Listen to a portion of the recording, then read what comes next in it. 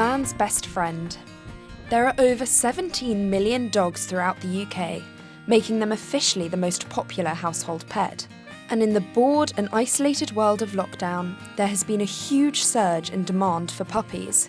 At the start of the pandemic, Google reported an increase of 115% in searches for buy a puppy, as those stuck at home sought loyal and loving companions to lift their spirits. This saw the price of puppies more than double.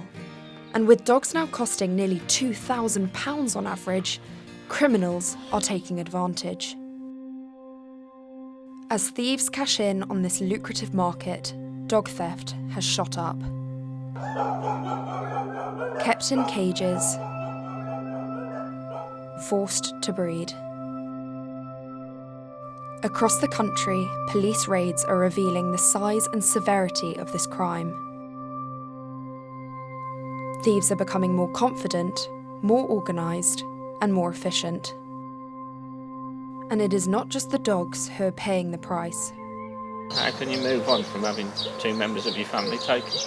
And I know people say they're only dogs, but they're not. They're not the only dogs, they're part of your family. Dog theft has devastating effects on the owners, who love and treat their dogs like a member of the family. Sorry. I just want her back.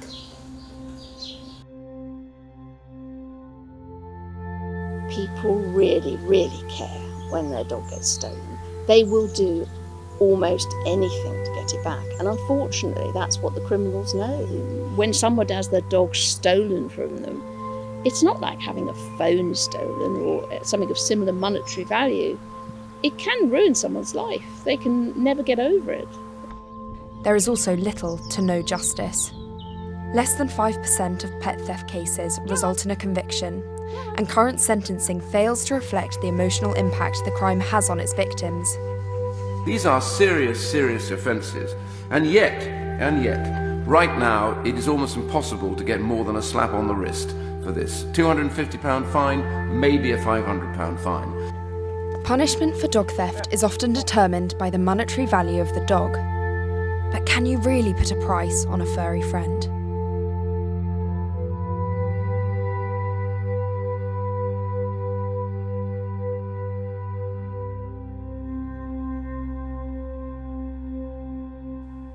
I have set out to uncover how serious this rise in theft is, and more importantly, the impact it has on its victims.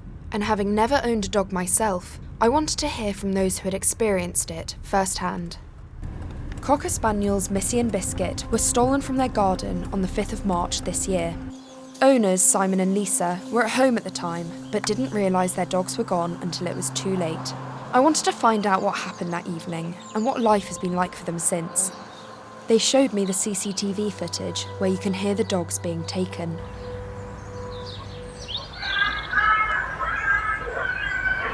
Oh my gosh, that doesn't even sound like dogs. No, that's my girls. And talk me through since then. It's a nightmare, isn't it? It's just you're living a nightmare. You're trying to get on with your day-to-day life because that's still got to continue. But it's like a bad dream that you haven't woken up from yet. And it was planned. It was definitely planned. They were around our property most of the day. We can see that on CCTV. There's a black Audi involved. But for them to make the effort to come where they came to get into our garden, I mean, they came over a hedge at the bottom of the road there, into a stock field, let our sheep out, prop that gate open, prop the gate open between where we keep the goats and the hens, prop that one open, gate open between the garden, vegetable garden and the chicken pen. They propped the next gate open and now they've got quick access. And they unplugged the CCTV that was in this part of the garden, so they knew what they were doing. So they'd obviously scouted you out during the daylight before they came on that night in the dark. I suppose you get quite paranoid. You do get paranoid. I mean, the first few weeks, it was, I'm looking behind me, I'm listening all the time. You shouldn't be living like that, should you? And if any of the cameras go off, like, we're thinking, like, get up quick, if the lights suddenly switch on, we're thinking, what's around there? It must be really exhausting. It is, it's just grinding you down. The whole lot's tiring. Emotionally and physically, I think, yeah. And mentally. You know, I think the mental side of it's probably just as bad. And I think that's what's not necessarily being taken into consideration at the moment. No. I mean, I was having a discussion with somebody recently, and he said at some point you've got to move on. How can you move on from having 2 members of your family taken? And I know people say they're only dogs, but They're not. they're not the only dogs. They're part of your family.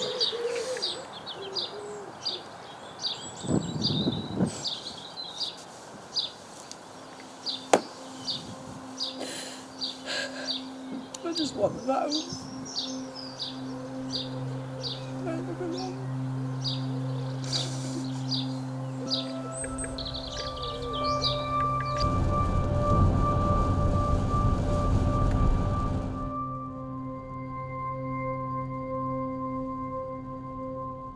It was devastating to hear about Simon and Lisa's experience and to see firsthand how impacted they've been by it.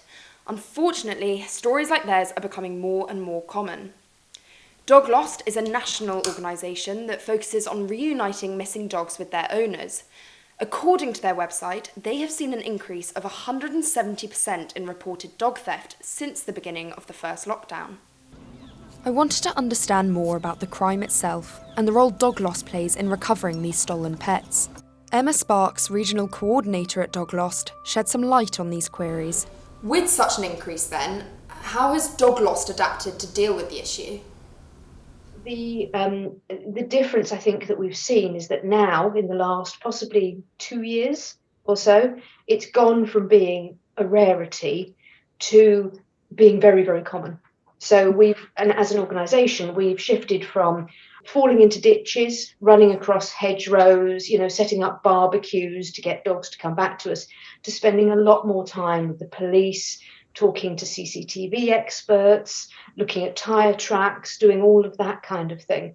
And then with lockdown, what we saw was, in effect, this massive uplift of demand for all breeds. And with that came, the chance for, how can we say, the bad guys to make good money with a crime that carries so little chance of you being convicted. You have 1% of dog theft gets to court. It's not about the fact that there isn't a sentence there, because there is. You could get 7 years for it, but it never gets to court. What are the reasons behind stealing dogs? Is it to sell them on? Is it for breeding? We know that some of these dogs are stolen for breeding. We've just had one back in Northamptonshire who didn't leave pregnant, but has arrived back home pregnant. And we know that there is a higher prevalence of female dogs not being recovered. So it isn't a higher prevalence of female dogs being stolen, but it's the male dogs that pop back. And are these just opportunistic thieves, or is there a bit more organisation behind it? There's a degree of organisation about it, because there has to be, to move a spaniel from, Hampshire to the Midlands, or to move, a Labrador from the Midlands to Manchester, to hide them. There has to be a degree of network and organisation about it. It was interesting to hear from Emma that stealing dogs is considered such a low-risk, high-reward crime. And to find out exactly how big of a problem this crime had become over lockdown, I made Freedom of Information requests to all the police forces across the country. What I discovered was that between January and July 2020, everywhere except London showed a significant increase in dog theft, with Suffolk showing as much as 250%. Over 2,000 UK dogs are stolen each year, and sadly, only 22% of those are recovered and reunited with their owners. SAMPA, short for Stolen and Missing Pets Alliance, is campaigning for the reclassification of dog theft, as well as stronger and tougher pet theft legislation. Beverly Cuddy, Chief Dog Officer at Tailwise and patron at SAMPA, explained to me why the current law was not doing enough to protect dogs. What do you think is the problem with the current law, and what do you think has to change? For many years, people thought pet theft was just the same as having anything else stolen. In fact, if you report your dog stolen to the police, it's still filed in the same category as wheelbarrow theft. There's obviously something wrong somewhere, isn't there? Because, you don't grieve for your wheelbarrow. You don't spend your whole life wondering what happened to it. And thankfully, after many, many years of campaigning, we're finally getting through to the politicians that actually people really, really care when their dog gets stolen. They will do almost anything to get it back. And unfortunately, that's what the criminals know. And the fact is that if they stole another family member and extorted money from people, they'd go away for a long, long time. They'd throw away the key if they got caught. That wider issue where the dog is a commodity becomes a monetary value means that consumer law at the moment does just see that as the dog is a possession. There's no protection for it being a family member.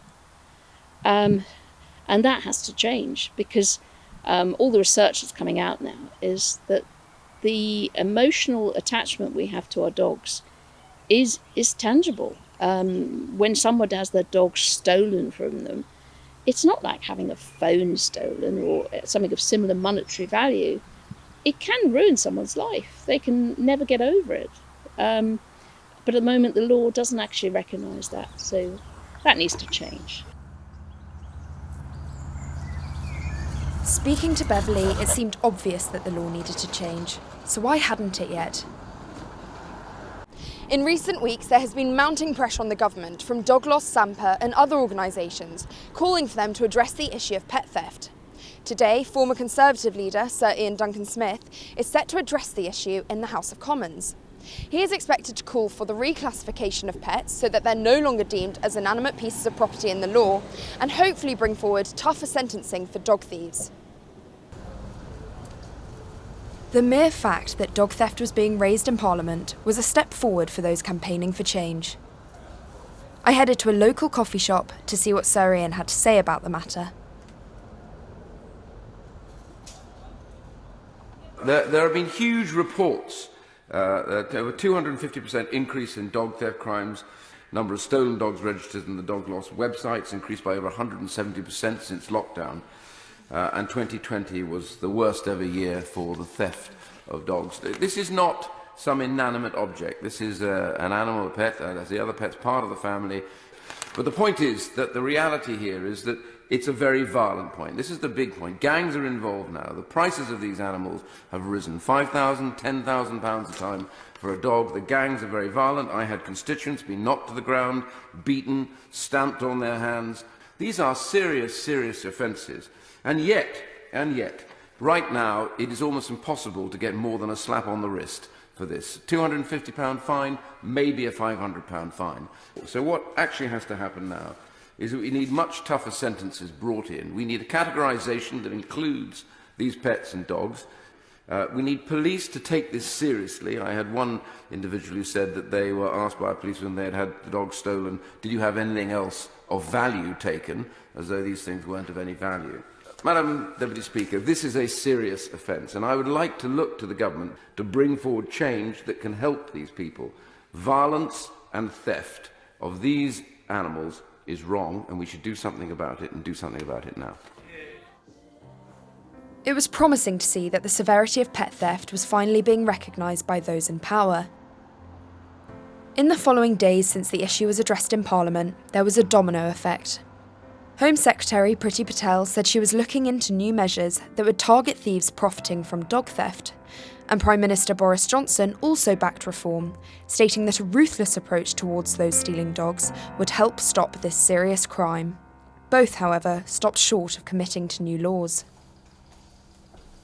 Though there is hope, currently being put through Parliament is the Pet Theft Bill, which will create a new, separate criminal offence for pet theft, with tougher sentencing to match the level of emotional harm caused by the crime. The bill defines a pet as an animal that provides companionship or assistance to any human being, and has been drafted by Professor John Cooper QC. One talking point that has come up again and again when I've spoken to victims is that dogs are viewed by the law as property. From a legal perspective, what are the main issues that you're facing in trying to change this law? The main problem that we faced as those working on the legal aspect of pet theft law and the increasing of the sentencing parameters is the way dogs and other animals are looked at. The Theft Act and acts before it looked upon the issue of the theft of property, the taking of property. And as long as you have that mindset and you simply see a dog or a pet as property, it's difficult to argue that the sentences and the sentencing parameters need to be increased. What we're arguing for is that the animal, the pet, is looked upon for what it brings to the table, which is not just companionship, but animals that assist with mental health issues, animals that assist with assistance issues, such as people that have sight issues, but also dogs which can recognise when someone's going to have an epileptic fit, for instance. These are important companion animals for a whole range of reasons. The problem is the law is not dealing with how serious the theft of these animals are. And the law needs, in short, to come out of the 18th century, that we should come into the 21st century now. That theft is a heinous offence, particularly when it concerns animals, pets, domestic animals that people depend on, and that we should effectively enshrine within a separate statute, not just for the animal, of course, but for the human being as well. It's reassuring to hear that slowly progress is being made on changing the law, and there are nearly 320,000 signatures backing pet theft reform.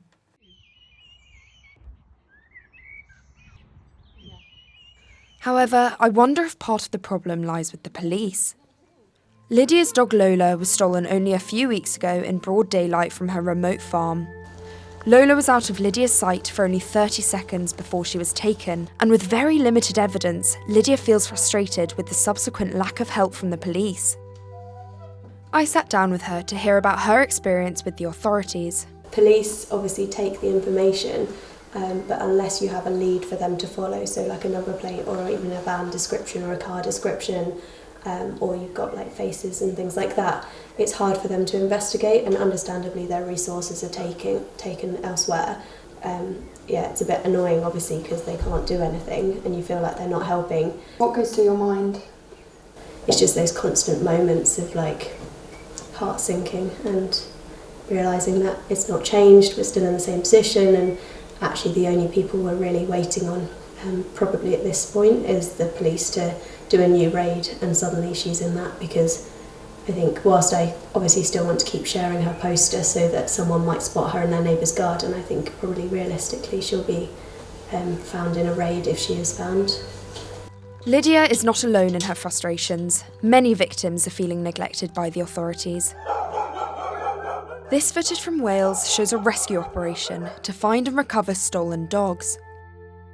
It was taken by a dog owner whose 2 Springer Spaniels had been stolen only days before. While he wanted to remain anonymous, he told me that the police had refused to take his leads, leaving him with no other choice than to search for them himself. Not only did he find his own 2 dogs, he found another 70 dogs worth over £40,000. As the confidence of thieves continues to rise due to the lack of deterrent from the law and law enforcement, scenes like this are becoming more and more common.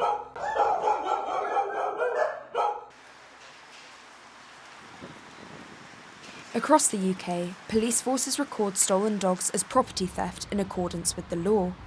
But putting the law aside, I wonder if they have more of a responsibility to take initiative and combat this rise in crime themselves. Police and Crime Commissioner Katie Bourne did just that.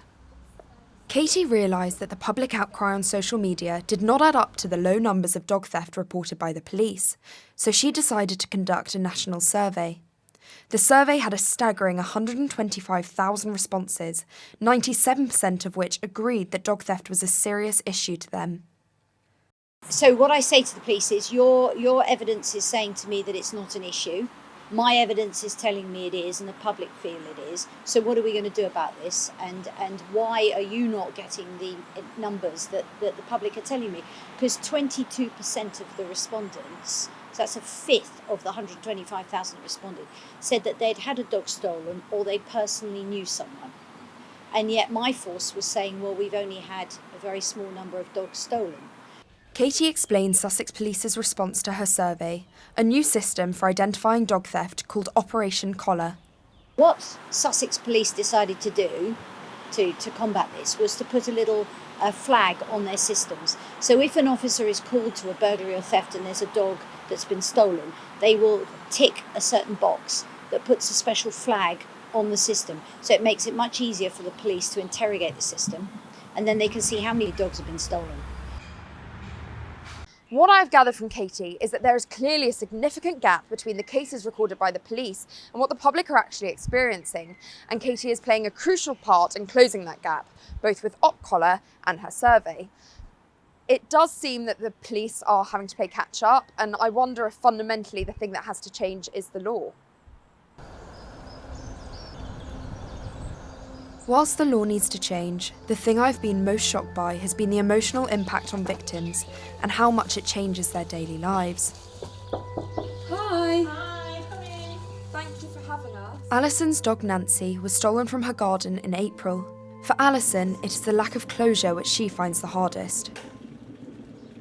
During our conversation, her phone continued to ping. It turned out to be relentless alerts from the CCTV cameras she had installed after Nancy was taken. I just can't bear to think where she is. All So over. it notifies you every time there's movement? Yeah. Wow. It wears you out. I'm looking at this all the time. I'm on Facebook, I'm on social media, I'm on the internet. It's mad.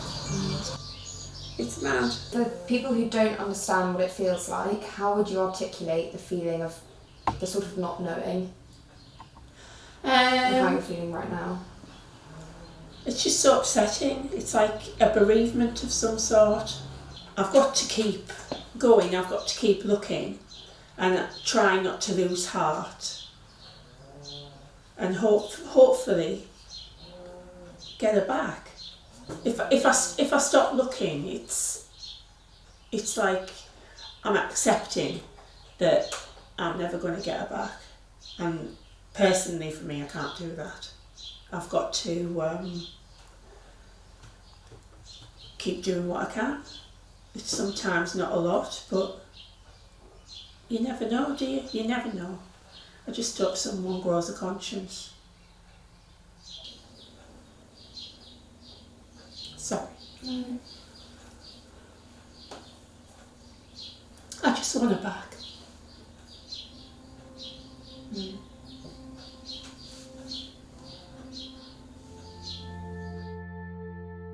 Everyone I had spoken to who had had a dog stolen expressed the physical, mental and emotional turmoil they were experiencing.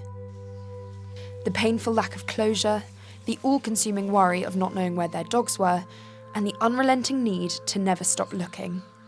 I was interested to hear from the perspective of a professional to further understand this complicated form of grief.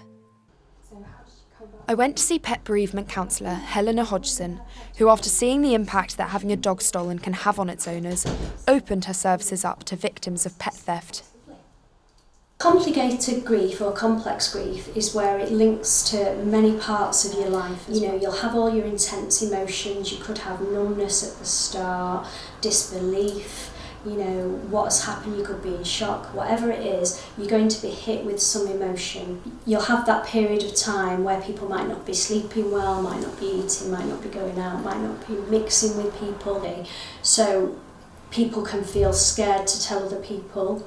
People can feel that they won't get it, so they'll suppress, keep these feelings in. And then what do you do with all these intense feelings of despair and hopelessness, anger, if something's gone wrong or somebody's wronged you and taken the animal? These are intense emotions, all the while trying to cope with the loss that's happened, the practical issues as well, and trying to get through life day to day. So these things can really paralyse people from just living life. Helena summarised what it is that victims of dog theft struggle the most with, and how her therapy helps them work through it. So when you're dealing with something where it's the not knowing, how do you close it off?